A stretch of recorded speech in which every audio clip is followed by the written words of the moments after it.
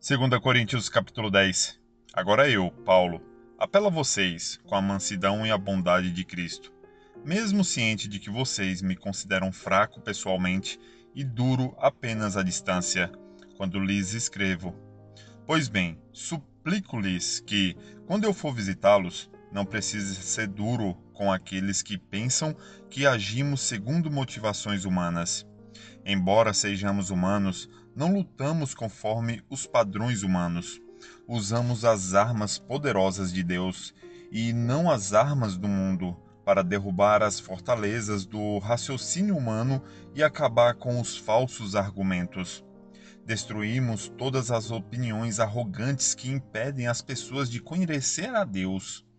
Levamos cativo todo pensamento rebelde e os ensinamos a obedecer a Cristo. E depois que vocês se tornarem inteiramente obedientes, estaremos prontos para punir todos que insistirem em desobedecer. Vocês se preocupam apenas com o que é aparente. Aqueles que afirmam pertencer a Cristo devem reconhecer que pertencemos a Cristo tanto quanto eles. Pode parecer que estou me orgulhando além do que deveria da autoridade que o Senhor nos deu, mas nossa autoridade visa edificar vocês e não destruí-los. Portanto, não me envergonharei de usá-la. Não é minha intenção assustar vocês com minhas cartas, pois alguns dizem: as cartas de Paulo são exigentes e enérgicas, mas em pessoa ele é fraco e seus discursos de nada valem. Essa gente deveria perceber que, quando estivermos presentes em pessoa, nossas ações serão tão enérgicas quanto aquilo que dizemos à distância em nossas cartas. Não nos atreveríamos a nos classificar como esses indivíduos, nem a nos comparar com eles, que se julgam tão importantes. Ao se compararem apenas uns com os outros, usando a si mesmos como medida, só mostram como são ignorantes. Não nos orgulhar... Não nos orgulharemos do que se fez fora de nosso campo de autoridade. Antes, nos orgulharemos apenas do que aconteceu dentro dos limites da obra que Deus nos confiou, que inclui nosso trabalho com vocês. Quando afirmamos ter autoridade sobre vocês, não ultrapassamos esses limites, pois fomos os primeiros a chegar até vocês com as boas novas de Cristo. Também não nos orgulhamos do trabalho realizado por outros nem assumimos o crédito por ele. Pelo contrário, esperamos que sua fé cresça de tal modo que se ampliem os limites de nosso trabalho entre vocês. Então poderemos anunciar as boas novas em outros lugares, para além de sua região, onde ninguém esteja trabalhando. Assim ninguém pensará que estamos nos orgulhando do trabalho feito em território de outros. Como dizem as Escrituras, quem quiser, orgulhe-se somente no Senhor. Quando alguém elogia a si mesmo, esse elogio não tem valor algum.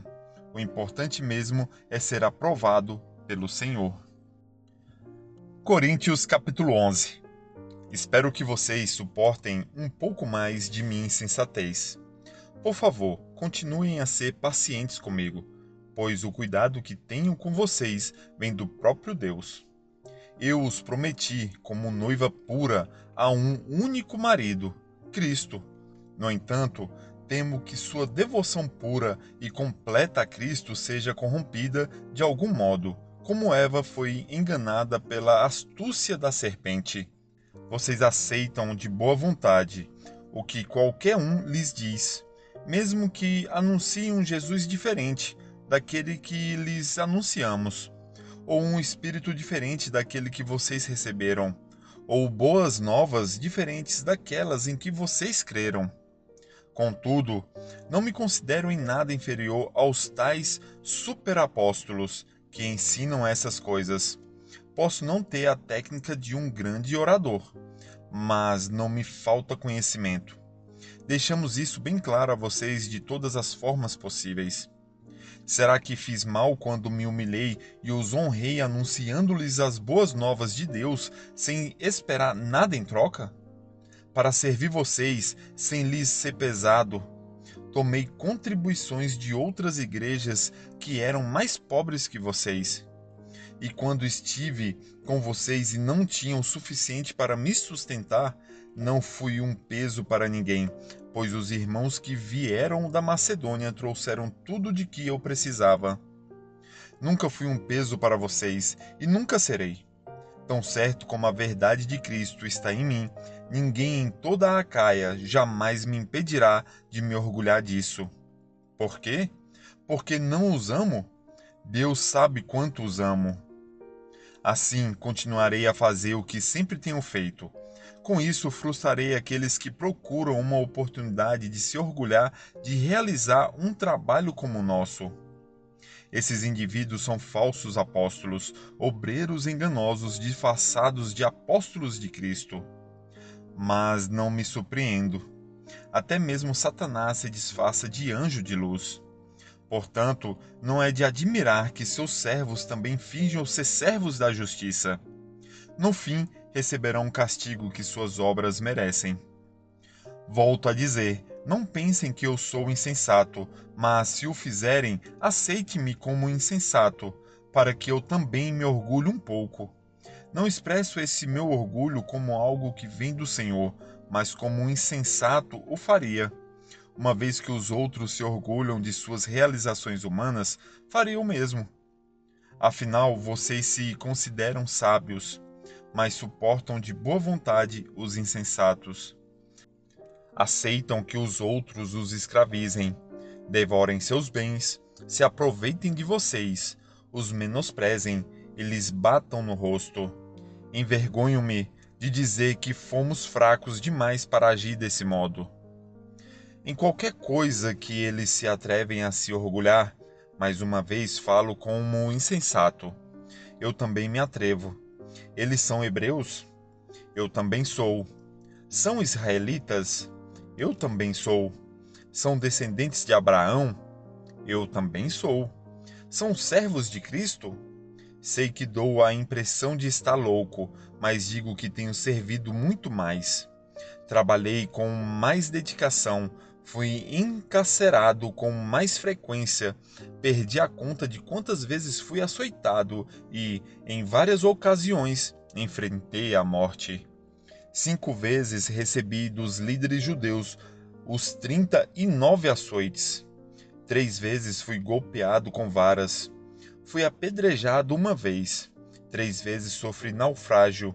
Certa ocasião, passei uma noite e um dia no mar, à deriva. Realizei várias jornadas longas, enfrentei perigos em rios e com assaltantes.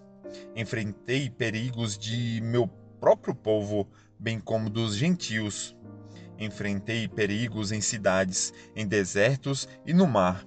E enfrentei perigos por causa de homens que se diziam irmãos, mas não eram. Tenho trabalhado arduamente, horas a fio, e passei muitas noites sem dormir. Passei fome e senti sede, e muitas vezes fiquei em jejum. Tremi de frio por não ter roupa suficiente para me agasalhar. Além disso tudo, sobre mim pesa diariamente a preocupação com todas as igrejas. Quem está fraco, que eu também não sinta fraqueza. Quem se deixa levar pelo caminho errado, que a indignação não me consuma. Portanto, se devo me orgulhar, prefiro que seja das coisas que mostram como sou fraco. Deus, o Pai de nosso Senhor Jesus, que é digno de louvor eterno, sabe que não estou mentindo. Quando estava em Damasco, o governador sob o rei Aretas pôs guardas às portas da cidade para me capturar. Para escapar dele, tive de ser baixado num cesto grande de uma janela no muro da cidade. 2 Coríntios capítulo 12. É necessário prosseguir com meus motivos de orgulho, mesmo que isso não me sirva de nada. Vou lhes falar agora das visões e revelações que recebi do Senhor. Conheço um homem em Cristo que, há 14 anos, foi arrebatado ao terceiro céu. Se foi no corpo ou fora do corpo, não sei. Só Deus o sabe. Sim, somente Deus sabe se foi no corpo ou fora do corpo. Mas eu sei que tal homem foi arrebatado ao paraíso e ouviu coisas tão maravilhosas que não podem ser expressas em palavras, coisas que a nenhum homem é permitido relatar. Da experiência desse homem eu teria razão de me orgulhar, mas não o farei. Na verdade, minhas fraquezas são minha única razão de orgulho. Se quisesse me orgulhar, não seria insensato de fazê-lo, pois estaria dizendo a verdade. Mas não o farei, pois não quero que ninguém me dê crédito além do que pode ver em minha vida ou ouvir em minha mensagem, ainda que eu tenha recebido revelações tão maravilhosas. Portanto, para evitar que eu me tornasse arrogante, foi-me dado um espinho na carne, um mensageiro de Satanás para me atormentar e impedir qualquer arrogância. Em 3 ocasiões supliquei ao Senhor que o removesse, mas ele disse: Minha graça é tudo de que você precisa. Meu poder opera melhor na fraqueza. Portanto, agora fico feliz de me orgulhar de minhas fraquezas, para que o poder de Cristo opere por meu intermédio. Por isso aceito com prazer fraquezas e insultos, privações, perseguições e aflições que sofro por Cristo. Pois quando sou fraco, então é que sou forte. Vocês me obrigaram a agir como insensato. Vocês é que deveriam me elogiar, pois, embora eu nada seja, não sou inferior a esses superapóstolos. Quando estive com vocês, certamente dei provas de que sou apóstolo, pois com grande paciência realizei sinais, maravilhas e milagres entre vocês. A única coisa que não fiz e que faço nas outras igrejas foi me tornar um peso para vocês. Perdoem-me por essa injustiça. Agora irei visitá-los pela terceira vez e não serei um peso para vocês. Não quero seus bens, quero vocês. Afinal, os filhos não ajuntam riquezas para os pais. Ao contrário, são os pais que ajuntam riquezas para os filhos. Por vocês, de boa vontade, me desgastarei e gastarei tudo que tenho, embora que pareça que, quanto mais eu os ame, menos vocês me amam.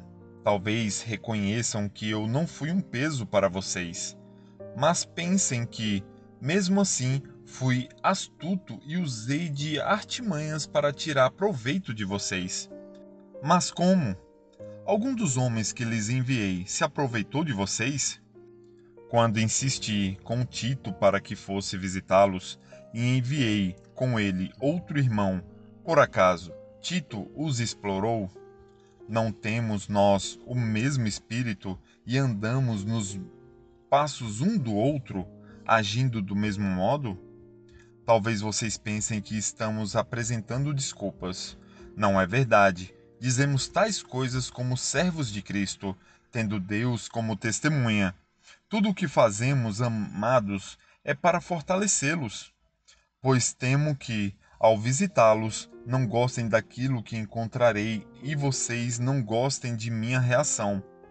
Temo que encontre brigas, inveja, ira, egoísmo, calúnia, intrigas, arrogância e desordem. Sim, temo que, ao visitá-los outra vez, Deus me humilhe diante de vocês e eu venha a me entristecer, porque muitos de vocês não abandonaram os pecados que cometiam no passado e não se arrependeram de sua impureza, sua imoralidade sexual e seu anseio por prazeres sensuais.